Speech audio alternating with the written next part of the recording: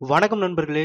இது உண்மையும் ஆராய்க. நம்ம இலுமினாட்டிங்கிற ஒரு அரச குடும்பத்தை பத்தி நிறைய விடயங்கள் பார்த்துட்டு இருக்கோம். இன்னைக்கு நம்ம பார்க்க போறது இறைவன்களின் அரசன் ஆமேன். கிறிஸ்தவங்களும் முகமதியர்களும் சொல்ற ஆமேன் இதுதானா அப்படின்னு கேட்டீங்கன்னா, ஆமா இதுதான். நான் ஏற்கனவே சொன்ன மாதிரி புதிய மதங்கள் பழையவற்றிலிருந்து பலவற்றை எடுத்துக்கும். அதே மாதிரி எடுக்கப்பட்ட ஒன்றுதான் இந்த ஆமேன். அப்படி இந்த ஆமேன் என்கிறதுக்கு கிறிஸ்தவத்துல அப்படியே ஆவதாக அப்படின்னு பொருள் சொல்றாங்க. ஆனா உண்மையில அது அதுதானா அப்படிங்கிறது தான் கேள்விக்குறி. விவிலியத்துல, அதாவது பைபிள்ல திருவெளிபாடு அல்லது வெளிப்படுத்துதல் ஆகமம் அப்படின்னு சொல்லப்படுற நூல்ல 3ஆம் அதிகாரம் 14வது வசனத்துல வருது. ஆமேன் எனப்படுபவரும் நம்பிக்கைக்குரிய உண்மையான சாட்சியும் கடவுளது படைப்பின் தொடக்கமானவரும் அப்படின்னு வருது. இதுல இருந்து என்ன தெரியுது? ஆமேன் என்பது ஒருவரை குறிக்கும் அப்படின்னு தெரியுது. அது அப்படியாவதாக இல்ல, அது ஒருவர். அந்த ஒருவர் யாருன்னு தான் பார்க்க போறோம்.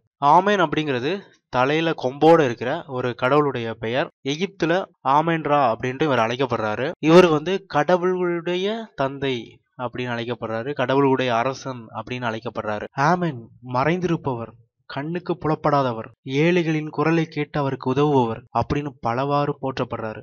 மேலும் இவர் உண்மையின் ஆண்டவர், அரியணையின் ஆண்டவர், மேலுலகிற்கும் கீழ் உலகிற்கும் ஆண்டவர் அப்படின்னு பலவாறு புகழப்பட்டு எகிப்திய கற்பலகைகள்ல எழுதப்பட்டிருக்கு. மேலும் இவர் சூரிய கடவுளாகவும் பார்க்கப்படுறாரு. எகிப்திய கடவுள்கள் யாரை பார்த்தீங்கன்னாலும் அவங்க உண்மையான ஆட்கள் இல்லை. இவங்க எல்லாமே ஒரு அடையாள குறியீடுகள். இப்போ இந்த ஆமன் இறைவன்களின் அரசர் யாரு அப்படிங்கிறத நம்ம பார்க்கலாம். இவருக்கு தலையில 2 கொம்புகள் காணப்படுது. இந்த கொம்புகளுக்கு என்ன பொருள் அப்படிங்கிறத தெரிஞ்சுக்கிறது வழியா நீங்க இவர் யாரு அப்படிங்கிறத தெரிஞ்சுக்கலாம். எகிப்திய கடவுள்கள் எல்லாருமே ஏதாவது ஒரு விலங்கோடு ஒற்றுமைப்படுத்தி பார்க்கப்படும். அதன்படி ஆமன்ராங்கிறவரு ராம் அப்படிங்கிற தலையில பெரிய கொம்புகள் இருக்கிற ஆட்டோடு ஒப்புமைப்படுத்தி பார்க்கப்படுறாரு. ஆமன்ராங்கிற இறைவன் மட்டும் இல்ல, இன்னும் பலர் தலையில கொம்புகளோட இருக்காங்க. தமிழர்களின் நாகரிகமான சிந்து சமவெளி நாகரிகத்திலையும் அதனுடைய கடவுள்கள் தலையில கொம்புகளோட இருக்காங்க. சில ரோமை மற்றும் எகிப்திய அரசர்களுடைய உருவங்கள் தலையில கொம்பு இருக்கிற மாதிரி அமைக்கப்பட்டிருக்கு. உலக புகழ்பெற்ற சிற்பியான மைக்கேல் ஆஞ்சலோ மோசையுடைய உருவத்தை செதுக்கி இருக்கிறாரு. இதுல அவர் செதுக்குனதுல தலையில கொம்புகளோட இருக்கிற மாதிரி செதுக்கி இருக்கிறாரு. மோசே யாருன்னு பாத்தீங்கன்னா, இஸ்ரேல் மக்களை எகிப்திய அடிமைத்தனத்திலிருந்து விடுவித்து கொண்டு சென்றவர் அப்படின்னு சொல்லப்படுது. அதோட யூதர்கள், இஸ்லாமியர், கிறிஸ்தவர்களுக்கு ஒரு முக்கியமான இறை தூதராகவும் இவர் இருக்கிறாரு. நைட் டெம்ப்ளர்ஸ்களுடைய கடவுளான பொஃபோமட் இதனுடைய தலையிலும் கொம்புகள் காணப்படுது.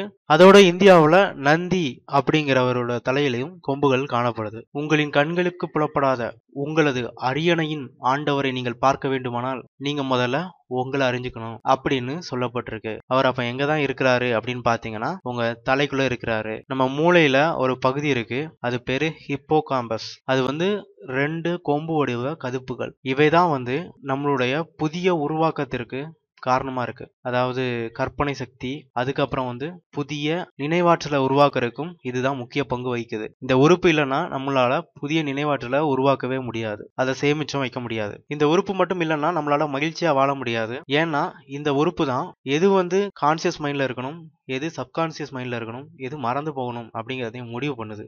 ஒரு துன்பவியல் நிகழ்வை முழுசா மறந்து போறதுக்கும், ஒரு நல்ல நிகழ்வை மறுபடியும் மறுபடியும் நம்ம நினைத்து பார்த்து மகிழ்வதற்கும் இதுதான் முக்கிய காரணமா இருக்குது. இதையும் விவிலியத்துல சொல்லப்பட்டிருக்கு. எசாயா நூல் அதிகாரம் 65 வசனம் 16. மண்ணுலகில் ஆசி பெற விளைபவன் உண்மை கடவுளின் பெயரால் ஆசி பெறுவான். பூவுலகில் ஆணையிடுபவன் மெய்க்கடவுளின் பெயரால் ஆணையிடுவான். ஏனெனில் முன்னாளைய துன்பங்கள் மறந்து போயின, அவை என் பார்வையிலிருந்து மறைந்து போயின. இந்த வார்த்தைகள் ஆமன் கடவுளுக்கு ஒன்றுபட்டு போறதை நீங்க பாத்தீங்க. தமிழில் படிக்கிறதை விட இதை ஆங்கிலத்துல படிச்சீங்கன்னா இன்னும் உங்களுக்கு சரியான பொருள் புரியும். காணொலியோட தொடக்கத்திலையும் ஒரு வசனம் வாசித்தேன். அதுல சொல்லப்பட்டிருந்து இவர்தான் உண்மையான நம்பிக்கைக்குரியவர், உண்மையான சாட்சி அப்படின்ட்டு. ஆமா, இவர் தான் உண்மையான சாட்சி. ஏன்னா இவர் தான் எல்லாத்தையும் நமது மூளையில பதிஞ்சு வச்சுக்கிறாரு. விவிலியத்துல இன்னும் பல பகுதிகள் இதே போல எகிப்திய கடவுள்களை பத்தி எழுதப்பட்டிருக்கு. அந்த கடவுள்களும் நமது உடல் உறுப்புகளை தான் குறிக்குது. அந்த இறைவன்களின் அரசர் யாருன்னு நம்ம இன்னும் பார்க்கவே இல்லையே. விவிலியத்தில், அதாவது பைபிள்லையும் அவர் எங்க இருக்காரு அப்படின்னு சொல்லப்பட்டிருக்கு. உடன்படிக்கை பேழையின் 2 கெருபுகளுக்கு நடுவே இரக்கத்தின் அரியாசனத்தில் இறைவன் நம்மோடு பேசுவார். அவர் எங்க இருக்காரு பார்த்துட்டோம். அவர் கொம்புகளுக்கிடையே அமர்ந்திருக்கிறாரு. அவர் யாரு? நான் முகநூல்ல ஒரு பதிவிட்டு இருந்தேன். எதை பத்தினா, நைட் டெம்ப்ளர்ஸ் உடைய கடவுளான பொஃபோமோட்டுடைய படத்தை போட்டு ஒரு பாடல் எழுதியிருந்தேன். நந்தி கொம்புகளுக்கிடையே சுடரைப்பார், வானமும் பூமியும் வசமாகும். இது ஒரு சித்தர் பாடல். நான் ரொம்ப நாளுக்கு முன்னாடி படிச்சேன். ஞாபகம் இருக்கு. ஆனா யாரு பாடுனது அப்படிங்கிறது எனக்கு ஞாபகம் இல்ல. இந்த பாடலை அடிப்படையாக கொண்டு ஒரு விழா நடக்குது. அது பேரு நந்தி பிரதோஷம். அன்னைக்கு நந்தி கொம்புகளுக்கு இடைவெளியா சிவனை தரிசித்தா நல்லதுன்னு சொல்றாங்க. அதே மாதிரி இந்த பொஃபோமாட்ட பாத்தீங்கன்னா நந்தி கொம்புகளுக்கு இடையே ஒரு சுடர் எரியுது. அதை பார்த்தா வானமும் பூமியும் வசமாகுமா. நம்ம இப்போ ஒரு 2 கொம்புகளை பார்த்திருக்கோம். அது மூளையில இருக்கிற ஹிப்போகாம்பஸ் அப்படிங்கிற உறுப்பு. இந்த உறுப்புக்கு இடையில ஒரு உறுப்பு இருக்கு. அததான் சுடர் அப்படின்னு வர்ணிக்கப்படுது.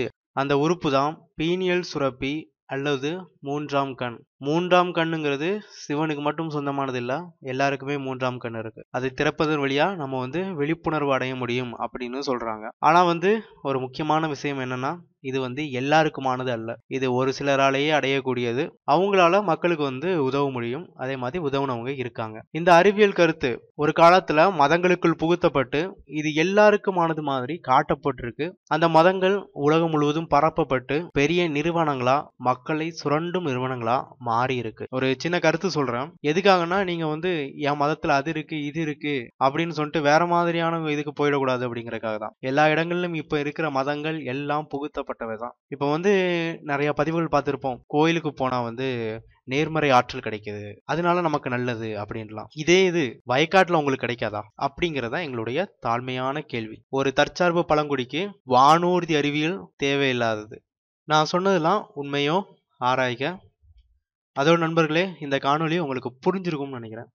ஏதாவது புரியலன்னா கேளுங்க. முகநூல் பக்கத்துக்கு வாங்க. அங்க நிறைய தகவல்கள் பகிர்ந்து கொண்டே இருக்கிறோம். நான் இன்னும் இதே போல பழைய கலாச்சாரங்களிலும் மதங்களிலும் இருக்கும் பல அறிவியல்களை உங்களுக்கு சொல்லிக்கிட்டே இருப்பேன். ஆனா இவை எல்லாமே ஆராய்ச்சி நோக்கம்தான். இதை வச்சு நம்ம எதுவும் பெருசா செஞ்சிட போறதில்ல. நமக்கு தேவை தற்சார்பு வாழ்க்கை. அதுக்கான வழியை தான் நம்ம தேடணும். இந்த காணொளி உங்களுக்கு பயனுள்ளதா இருந்துச்சுன்னா லைக் பண்ணுங்க. உங்க நண்பர்களோடு பகிர்ந்து கொள்ளுங்க. மறக்காம இன்னும் பல காணொளிகளுக்காக சேனலுக்கு சப்ஸ்கிரைப் கொடுங்க. பக்கத்துல ஒரு மணி பத்தான் இருக்கும், அதையும் அழுத்தி விடுங்க. நன்றி.